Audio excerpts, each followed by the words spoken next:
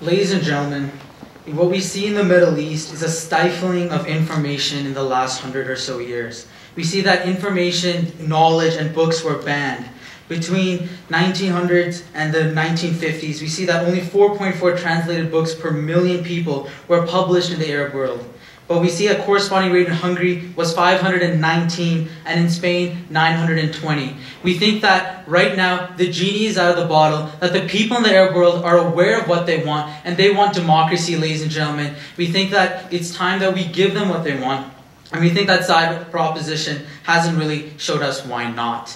So first of all, we like to first again point out the ridiculously low burden that side proposition took. They tried to prove to you that stability is nice. It took them 16 minutes of constructive to do that. We didn't really need all that. But what we would have liked to see is how they would have implemented the stability, which is what I thought they were going to talk about when they defined this house as the UN. I thought some sort of plan was in motion. But then they said that this is purely a theoretical debate. And if they can assume utopia, then we can assume an ideal democratic government to defend on our side of the house. We see nothing wrong with that. So, first of all, let's take a look at their first argument, which is like the benefits of stability. Now, what I want to say is that stability, ladies and gentlemen, has an expiration date. It can end. They mentioned Saudi Arabia as their prime example. We think that Saudi Arabia is very lucky in their economic prominence and economic dominance and the way that they can provide all their citizens with a lot of welfare and a lot of spending. But what happens, ladies and gentlemen, when that economy falls? What happens when their oil money runs out? We think that's the question that side proposition should answer. But they're really funny in this because they said, look, we should only look at the short term. In the short term, the Arab people want stability. But ladies and gentlemen, that's not why people in Libya and people in Syria are fighting. They're not only fighting for themselves, but they're fighting for their children, ladies and gentlemen. This is a debate about the long term. We don't think that side proposition can just focus on the short term.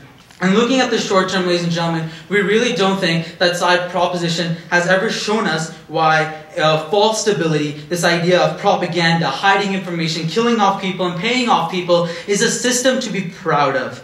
Then they try to say that we should have stability first before we progress to anything else. And because they never contradicted or went into clash against my partner's pillars about how democracy is one of the best forms of government, especially if you take an idealized version of that, then we think that it makes more sense to transition from a weak democracy into a strong one, rather than from a strong authoritarian, whatever state they want, into a democracy. So we think that democracy is what the people want right now, and democracy is what they should get. But now I want to talk about their next argument, which is the idea that, the Middle East is not suitable for democracy. Ladies and gentlemen, like 150 countries in this world has democracy. Their explanation was that the Middle East can't have democracy because it's different from America. We think that side proposition has to try harder than that to prove it to you. Because we think that at the end of the day, there really is no reason why there should be a democracy deficit in the Middle East. We think that it's not because the Middle East is a majority Muslim nation, because we see that in Turkey, Indonesia, Albania, Bangladesh, and Malaysia, and they all have thriving democracy.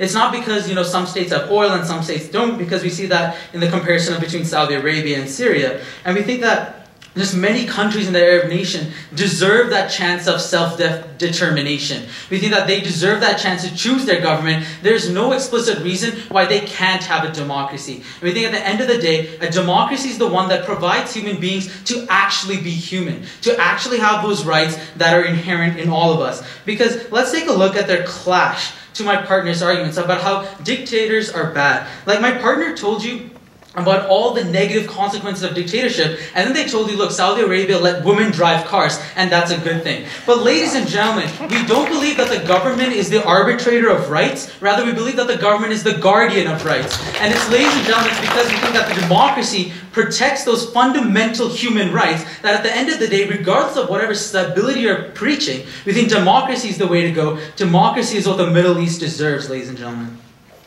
So now I want to talk more about this idea about the moral mentality and really why morally it is right to allow the people of the Arab world to have democracy. And we think that there are many reasons for this. First of all, we don't talk about the distribution of power. We think there's this idea about the capacity to make decisions. We think that all human beings have that self-autonomy. They told you about the reasons behind the Arab Spring. They told you about extreme poverty.